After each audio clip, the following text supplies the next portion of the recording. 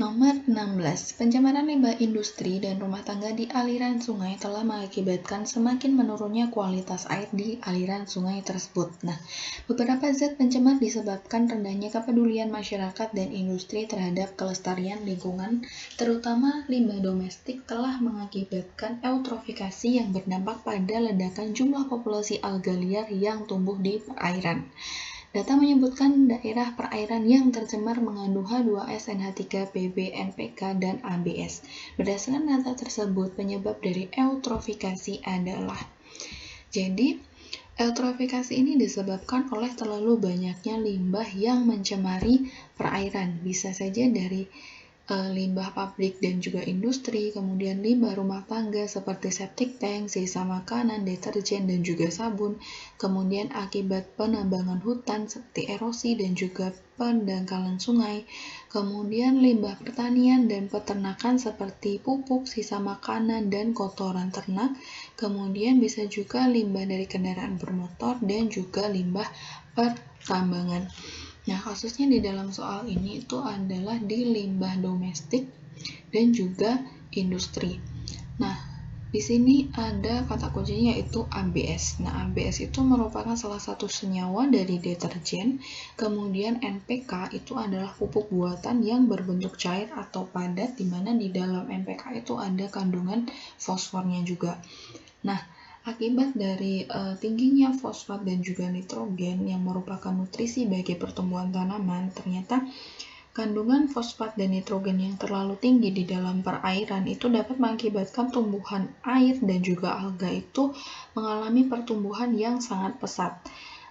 Akibatnya oksigen itu dia tidak dapat lagi untuk memasuki daerah perairan tersebut karena permukaannya itu tertutupi oleh adanya alga dan tumbuhan air yang semakin meningkat atau menutupi daerah perairan tersebut. Nah, akibatnya banyak hewan air itu yang akan mati.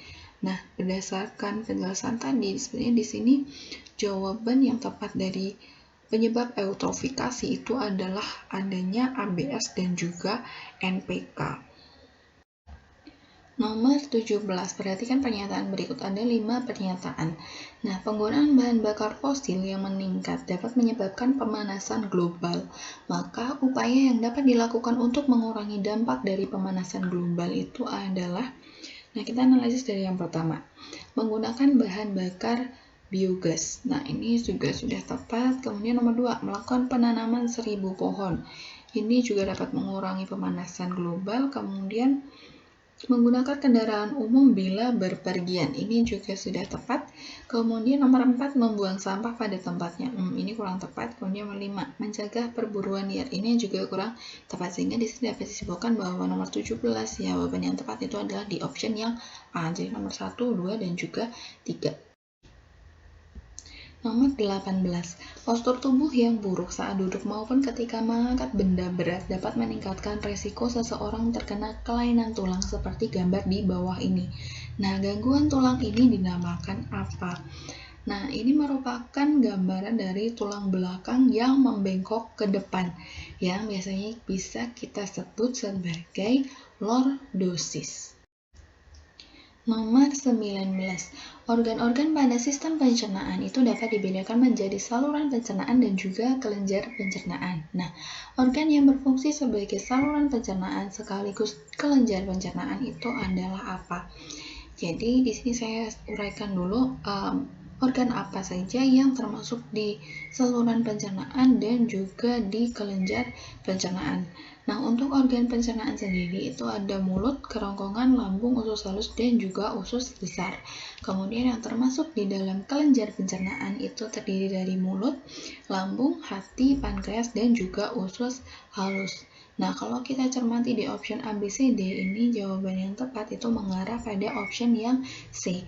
Jadi, organ yang berfungsi sebagai saluran pencernaan sekaligus kelenjar pencernaan itu dimiliki oleh lambung dan juga usus halus. Nomor 20, perhatikan pernyataan di bawah ini. Jadi ada 4 pernyataan. Pernyataan yang tidak benar adalah, nah jadi di sini disajikan mengenai reaksi dan juga kandungan ketika kita menggunakan reaksi tersebut. Nah, saya sajikan mengenai bahan makanan dan juga uji makanan beserta hasil yang akan diberikan. Nah, kalau misalnya kita menggunakan Biuret, itu merupakan reaksi yang nantinya itu dapat digunakan untuk menguji kandungan makanan tersebut apakah mengandung protein ataukah tidak. Jadi nomor 1 sini sudah betul. Kemudian nomor 2, Lugol adalah reaksi yang mengandung amilum. Jadi maksudnya gini, kita menggunakan reaksi Lugol itu nanti untuk menguji ada tidaknya kandungan amilum pada makanan tersebut. Kemudian nomor 3, Benedict adalah reaksi yang mengandung glukosa. Nah, ini maksudnya adalah ketika kita menggunakan reaksi Benedict, maka di situ kita bisa menggunakan untuk menguji ada tidaknya kandungan glukosa. Kemudian nomor 4, Fehling A dan juga B itu merupakan reaksi zat yang mengandung amilum. Jadi di sini kurang tepat karena penggunaan Fehling A dan juga B itu seharusnya dia untuk menguji ada tidaknya dari kandungan dari glukosa pada suatu makanan. Sehingga di sini jawaban atau pernyataan yang tidak benar itu adalah di option yang D.